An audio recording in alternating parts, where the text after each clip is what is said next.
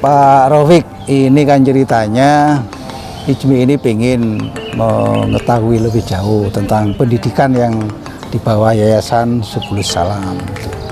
Cerita sejarah singkatnya gimana dulu TK-nya itu? Jadi TK ini itu dulu berdiri bersamaan dengan masjid. Adanya TK juga karena adanya masjid. Oke, itu masjid dibangun untuk ibadah ritual, untuk ibadah mahdoh, sholat. betul. TK untuk ibadah Ghairul mahdoh, ibadah untuk meningkatkan. Itu ada tulisannya plus qiraat itu apa? Jadi begini, kita itu tiap hari kan berdoa, dan setiap sholat, Robbana atina fid dunya hasanah, wa fil akhirati hasanah, wa qina adzabannar. Doa itu sebagaimana kita mafhum semua doa agar kita dapat kebaikan, kebahagiaan di dunia dan di akhirat. TK itu ngajari kita ya alat-alat untuk hidup di dunia lah sejak usia dini. Kalau masjid ini untuk kehidupan akhirat. Nah, termasuk qiraati itu kan ngaji plus mengajak anak-anak paham dekat cinta Al-Quran ya, untuk mencapai atau mewujudkan doa wafil akhirati hasanah, itu salah satunya milih plus ngaji atau qiraati itu Pak. Oke. Jadi teman-teman, TK yang di sini itu khusus TK yang dibekali dengan qiraati, yang kemampuan belajar Al-Qur'annya lebih bagus. Ada satu lagi ini yang kita ingin tahu ini dari Pak Kepala Sekolah ini. Pak, ini visinya apa kira-kira? Apakah lulus TK bisa menghafal Al-Quran atau gimana? Ya, salah satunya itu, tapi karena masih usia dini, ya paling tidak dasar itu mereka mencintai Al-Quran. Kita itu ingin mengintegrasikan masjid dan sekolah. Atau apa istilahnya, mengintegrasikan, mengelaborasi atau memadukan sekolah dan masjid. Jadi di masjid mereka dapat ajaran nilai-nilai Islam, nilai-nilai kehidupan sesuai yang dicontohkan Rasulullah, ajaran agama Islam. Kalau di TK mereka berinovasi, berkreasi. Di TK kreativitas yang diajarkan, kalau di masjid nilai-nilai ajaran Islam. Kalau ajaran Islam kan nggak boleh banyak diinovasi, tapi kalau di TK, di sekolah diinovasi, dikreasi. Saya boleh nggak jadi guru di sini? Kalau intinya dekat sama anak, care sama anak, bisa bernyanyi, bisa menari, bisa menggambar. Wah, ini. Jadi ternyata jadi guru TK itu nggak sembarangan. Saya memang guru di perguruan tinggi, tapi kayaknya nggak cocok kalau di sini ya. Tak rusak nanti TK-nya ada saya ya. Nanti anak-anak kalau minta menari, minta berjoget, minta berkreasi olah tubuh, nah itu kita yang besar-besar atau yang biasa ngajar di dunia kampus itu agak sulit beradaptasi. Oke, terima kasih banyak sama sharingnya.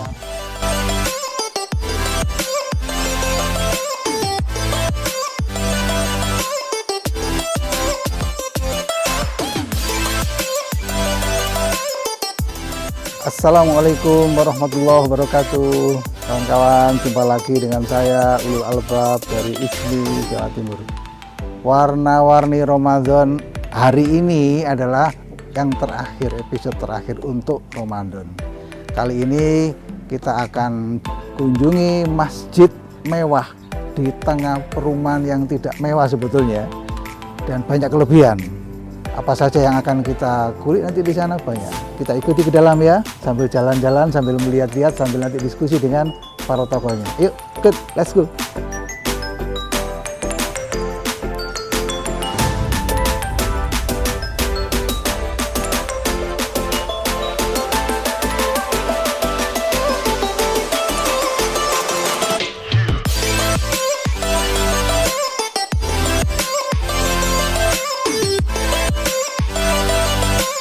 Assalamualaikum Pak Takmir. Waalaikumsalam warahmatullahi wabarakatuh Pak Nur. Nah kawan-kawan, alhamdulillah akhirnya saya bisa ketemu dengan takmir masjid. Ini orang sibuk semua, dan yang bisa menemui saya adalah salah satunya tokoh kita ini. Saya ingin lebih dalam untuk diskusi untuk mengetahui bagaimana sih cerita masjid ini didirikan dan bagaimana meramaikan masjid ini. Gitu. Boleh ya Pak Ketua ya? Oke, siap. Oke. Pertanyaan pertama, sehat walafiat kan? Alhamdulillah sehat, Pak. Mudah-mudahan tetap sehat. Oke. Puasanya lengkap. Amin, nanti, amin. Nanti malam yang penting bagi kita ya. Oke, siap. Kira-kira Pak, ini dulu ide membuat masjid ini gimana Pak? Masjid ini didirikan untuk sederhana saja atau harus mewah atau gimana? Tiba-tiba kok bagus ini. Oke. Matur nuwun. Jadi yang pertama mungkin saya dalam hal ini mewakili Ketua Takmir nggih. Ya. Kebetulan Ketua Takmir kita Pak Zainal itu berhalangan karena ada duka. Jadi ini saya ini mewakili, saya sebagai sekretaris. Oke. Tadi menyambung dari pertanyaan Pak Ulul. Masjid ini memang idenya itu berawal pada saat melihat antusiasme jamaah yang sudah begitu banyak, sementara waktu itu masjid kita ini masih ya bisa dibilang masih kecil. Maka lalu timbul gagasan, jadi masjid ini dibangun salah satu itu mengantisipasi nanti kedepannya anak cucu kita jadi memang dibuat sedemikian besar atau dalam arti ternyata ini megah gitu Pak. Ya. Terus yang kedua untuk mengisi jadi memang ini terus terang dana-dana yang untuk membangun masjid itu urunan dari masyarakat atau jamaah di sekitar kita. Di samping itu juga bantuan-bantuan dari pemerintah baik daerah maupun pusat. Ini yang mau kaligrafi gini nih, pesan apa ditulis sendiri sama? Ini pesan Pak, jadi ini dari salah satu jamaah kita, Pak Harahap, ini yang punya ide untuk terus ini. Itu juga bagus-bagus ya? Nggih. Asmaul Husna ya? Nggih. Masya Allah. Terus selanjutnya mungkin tadi yang ditanyakan masalah terus bagaimana ke depannya. Jadi memang masjid kita ini berada di kompleks yang bisa dibilang kebanyakan mungkin pegawai negeri, terpelajar lah, pendidik. Jadi memang tantangannya ini bagaimana mengajak warga kita sendiri untuk mau datang ke masjid. Maka kita mengadakan program-program yang untuk coba lihat tuh sambil jalan. Gitu. Untuk supaya jamaah kita itu semakin banyak, kita adakan pengajian-pengajian khususnya bagi bapak-bapak untuk tahap pemula. Namun juga ada yang sudah tahap lanjut.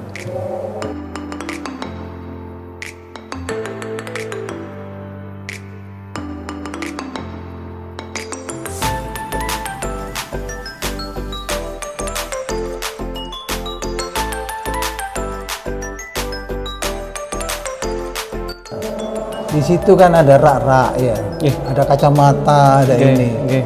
Sedetail itu ya, Takmir memikirkan ya.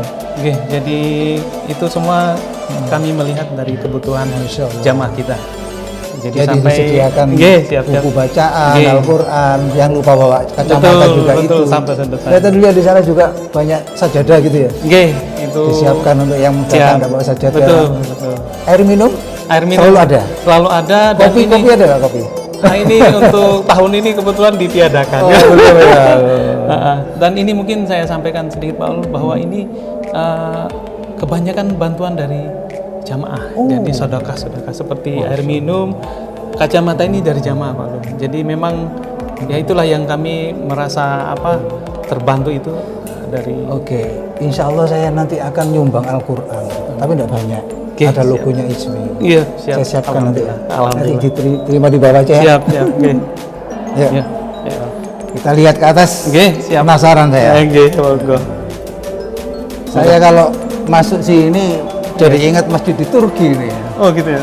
Masya Allah. Nah ini Pak Zairul, saya merasa melihat ini sepertinya kalau anak muda di sini seneng ini. Sambil sholat, foto ada backgroundnya gitu ya, menarik sekali. Jadi saya kira atas nama Ijmi, terima kasih yang sebesar-besarnya kunjungan kami diterima dengan baik.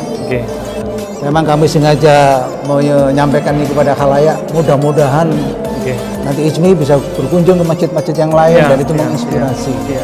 Sekali lagi terima kasih. Sami-sami. Mudah-mudahan barokah. Oke. Kami juga mewakili Takmir Masjid Subur Salam mengucapkan banyak-banyak terima kasih kepada ICMI Jawa Timur, Pak Ulul selaku salah satu ketua ICMI Jawa Timur. Ini kami juga selama ini memang masjid ini jarang diekspos, Iya. Pak Ulul. Jadi dengan kedatangan ICMI ini semakin supaya dikenal Masya Allah. lebih luas. Itulah barokahnya. Jadi sekali lagi ICMI dan tim kameramen dan lain-lain kami mengucapkan sekali lagi terima kasih banyak. Semoga ini dicatat Allah sebagai amal baik. Amin, Matur nuwun. amin, amin, amin, amin. Terima kasih kawan-kawan semuanya yang perhatian dan ikuti kami selama Ramadan ini. Terima kasih Pak Tamir, Sami-sami, mudah-mudahan sami-sami. barokah. Amin, sami-sami. Akhirnya saya harus ucapkan terima kasih dan assalamualaikum warahmatullahi wabarakatuh. Waalaikumsalam Hormat kepada warahmatullahi kalian semua. Assalamualaikum warahmatullahi wabarakatuh. Saya Agus Witaryanto. Dalam yang ini kebetulan kami dipercaya oleh teman-teman untuk mendesain atau merencanakan sekaligus melaksanakan Masjid Subur Salam ini. Masjid ini kita bangun pada tahun 1997, kemudian kita renovasi secara total seperti apa yang terlihat saat ini tahun 2017, dan kita bisa menyelesaikan pekerjaan tersebut secara utuh atau 100% pada tahun 2018 akhir. Masjid ini didirikan pada areal tanah sekitar 1.800 meter persegi. Sedang luas bangunan itu sendiri adalah 1.000 meter persegi, lantai 1 dan lantai 2. Kita rencanakan masjid ini bisa menampung sekitar 1.200 jamaah. Kesulitan yang ada di dalam pembangunan ini adalah bentuk lahan yang harus disesuaikan dengan arah kiblat, yang harus disesuaikan juga dengan adanya fasilitas-fasilitas yang telah ada. Namun syukur alhamdulillah bahwasanya kita bisa menyelesaikan hal tersebut dengan baik dan memanfaatkan tanah ini seefektif mungkin. Bentuk masjid ini lebih banyak kita adopt dari masukan-masukan daripada seluruh panitia dan masyarakat atau jamaah yang ada di Wage Asri ini, sehingga hal tersebut memudahkan kami untuk menjahit atau menyatukan berbagai macam ide sehingga terciptalah seperti bangunan ini. Ada minimalisnya, ada kesan timurnya, tetapi tidak mengurangi akan efektivitas daripada ruang tersebut. Kalau kita masuk akan terlihat kesederhanaan bentuk dan kesederhanaan ruang yang ada. Tidak ada lekuk-lekuk ruang yang terbuang. Semua efektif dan semua termanfaatkan oleh aktivitas yang diperlukan. Ada suatu cerita yang lebih unik. Pada saat kita mau mewarnai daripada masjid ini, itu ada kita mock up sampai berbulan-bulan. Kubah itu kita cat dengan warna hijau, dengan warna merah, dengan warna biru, dengan warna coklat. Namun toh akhirnya terpilih warna yang saat ini ada. Sehingga harapan kami, karena semua yang merencanakan ini adalah teman-teman semua, harapan kita rasa memiliki, rasa memiliki itu tumbuh dengan suburnya di semua jamaah yang ada di Subur Salam ini. Kiranya demikian sekilas yang dapat kami ceritakan tentang pembangunan ini. Sedangkan pembiayaan untuk masjid ini kurang lebih sekitar 4,5 miliar rupiah, yang mana itu sudah termasuk prasarana, sound system, terus kemudian rumah marbot yang mungkin bisa kita lihat sangat layak untuk ditinggali, karena di dalam rumah marbot itu ada kamar mandi, ada dapur, ya, sehingga kita buat bahwasanya ruang itu senyaman mungkin. Dan syukur alhamdulillah dalam waktu yang singkat, kurang lebih sekitar 2,5 tahun, dana tersebut bisa kita dapatkan atau kita akumulasi dan langsung kita laksanakan, sehingga pekerjaan ini tidak pernah ada jeda waktu, dalam arti terputus di tengah jalan.